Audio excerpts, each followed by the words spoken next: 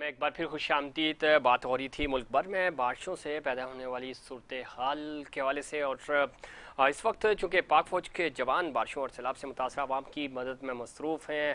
हंगामी सूरत हाल से निपटने के लिए तमाम कोर हेडक्वार्टर्स को हिदायत भी जारी की गई हैं, और कराची में D388 डी वाटरिंग टीम्स मुसलसल डी वाटरिंग में मसरूफ़ है, और साथ ही साथ फ़ौज और रेंजर्स की इमदादी कार्रवाइयाँ भी जारी हैं। सिविल इंतज़ामिया भी अपनी इमदादी टीमों के साथ काम कर रही है इस वक्त, और न सिर्फ सिंध भर में बल्कि KP में, गिलगित बल्तिस्तान में, आज़ाद कश्मीर में पाक फ़ौज की जो टीमें हैं वो काम कर रही हैं। FW और NHA ने गिलगित बल्तिस्तान की जो शाहराहें लैंडस्लाइडिंग की वजह से बंद हो गई थी उनको खोल दिया, और इस वक्त वो ट्रैफिक के लिए उनको खोल दिया गया है। और ज़िला गज़र की जब हम बात करते हैं वहाँ FCNA और के जो ट्रूप्स हैं वो सिविल इंतज़ामिया की मदद में मसरूफ़ अमल हैं।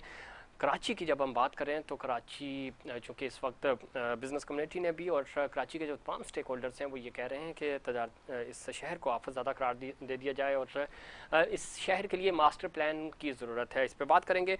हमें ज्वाइन किया जनाब डॉक्टर महफूज यार खान साहब ने, सीनियर रहनुमा MQM पाकिस्तान। डॉक्टर साहब खुशामदीद कहते हैं आपको प्रोग्राम में। बलूचिस्तान से हमारे साथ मौजूद हैं मोहम्मद अली अचकज़ई, सोशल एक्टिविस्ट हैं और सियासी वर्कर हैं। बहुत शुक्रिया अली अचकज़ई, आपको भी खुशामदीद कहते हैं प्रोग्राम में।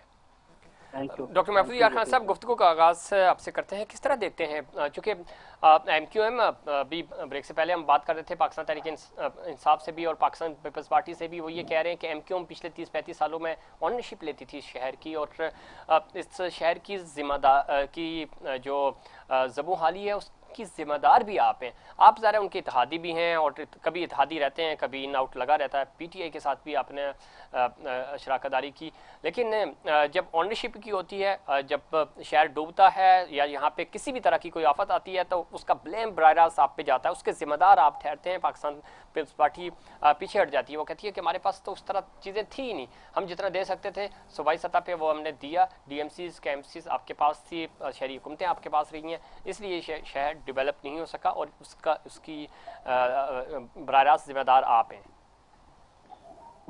बिल्कुल, ये शहर हमारा शहर है और हम ही इसके जिम्मेदार हैं। लेकिन अगर आप हाथ पांव बांध कर अखाड़े में फेंक दें और कहें कि कुश्ती लड़ो, आपने बल्दिया मेयर हमारा था लेकिन उसको कभी इतने पैसे नहीं दिए कि तनख्वाहों के अलावा वो डेवलपमेंट के कामों पे अमल सारा हो जाता।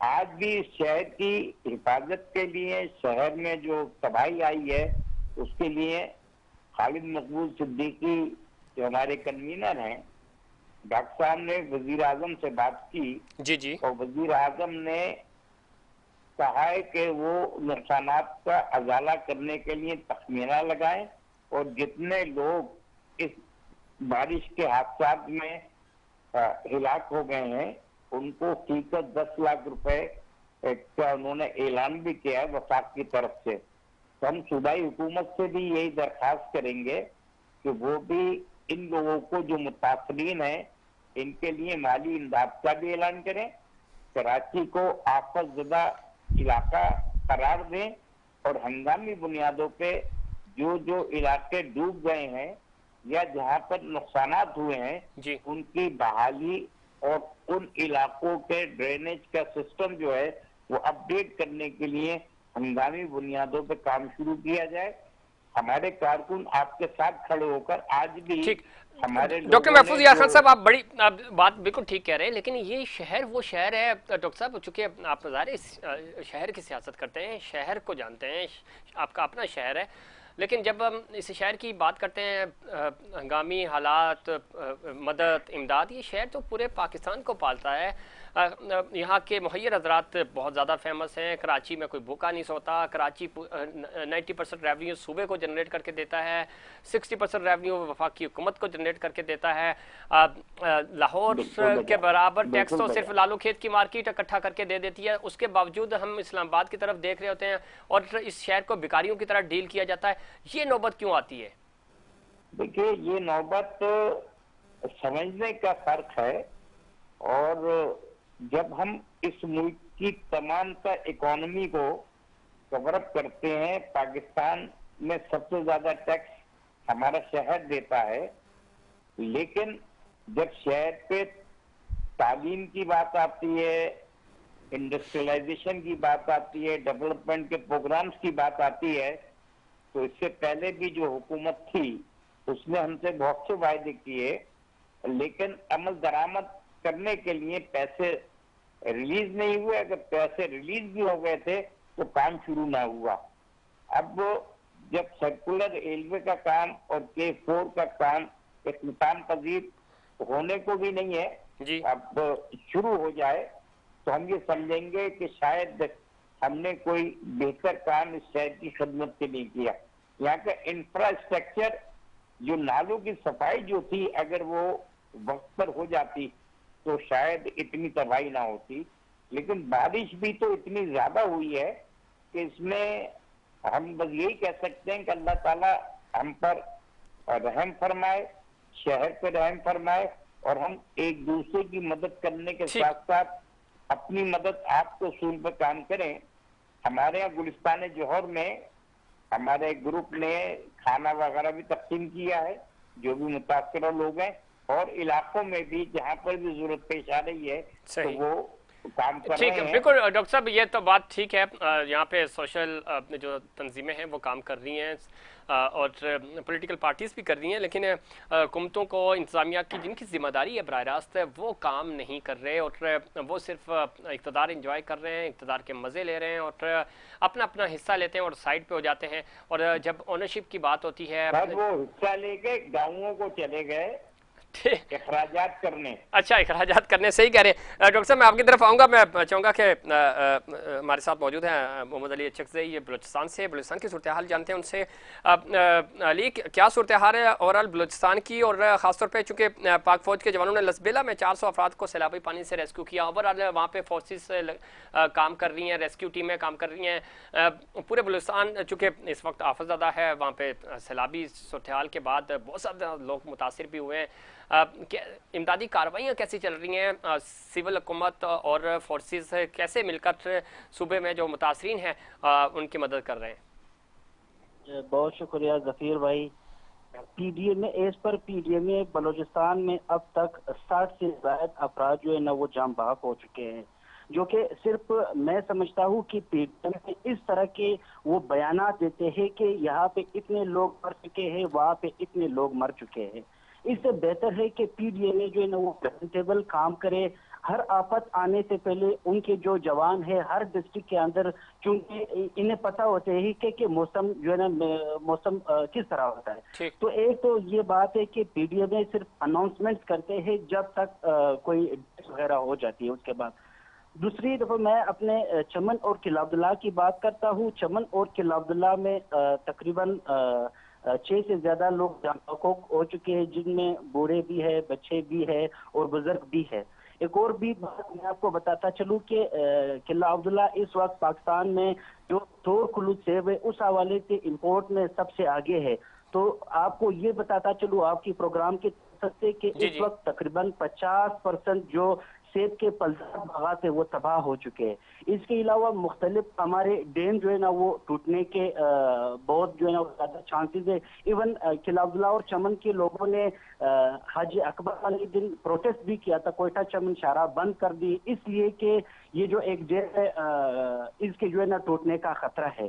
तो एक तो मैं हुकूमत वक्त से और हमारे जो गवर्नमेंट की मशीनरी, इनसे ये रिक्वेस्ट करता हूँ कि जो हालिया दौर में डेवलपमेंट के काम हो चुके हैं उस हवाले से थोड़ा चेक एंड बैलेंस जरूर रखें। ठीक है अली, ये बताइएगा साथ ही साथ इमदादी कार्रवाइयाँ NGOs वगैरह फोर्सेस जी इमदादी कार्रवाइयों के हवाले से आपने पूछा, तो मैं ये बता रहा हूँ कि इस वक्त चमन और किला अब्दुल्ला में, चूंकि मैं खुद पाकिस्तान आर्मी के साथ होता हूँ, मेरी टीम जो है ना एज अ रजाकार पाकिस्तान आर्मी के साथ होते, अब तक किला अब्दुल्ला और चमन में 15 से ज्यादा मुकामात पे प्री मेडिकल कैंप्स लगा चुके हैं, जो कि ताहाल भी जारी है और ये मुसलसल एक एक्टिविटी है।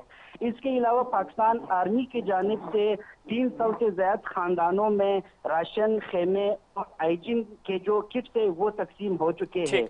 इसके साथ साथ पाकिस्तान आर्मी और एफसी के जो जवान है वो मुख्तलिफ घरों से जो है ना वाटरिंग का जो सिलसिला है वो उसको भी जो है ना ये लोग देख रहे हैं। इसके लिए मैं डिप्टी कमिश्नर किलाबला को चमन को मैं जरूर मेंशन करूंगा, जिनके बदौलत बहुत से लोग जो है ना वो उनको इलाज मुआवजे की सहूलियात हो रही है। बहुत से लोगों को घरों में पानी पे जो कि डिस्ट्रिक्ट एडमिनिस्ट्रेशन भी ये काम देख रहा है। तो ओवरऑल जो पूरा एक सिनारियो है, अल्हम्दुलिल्लाह पाकिस्तान आर्मी के जवानों ने पूरे हालात को यहाँ पे कंट्रोल कर दिया है।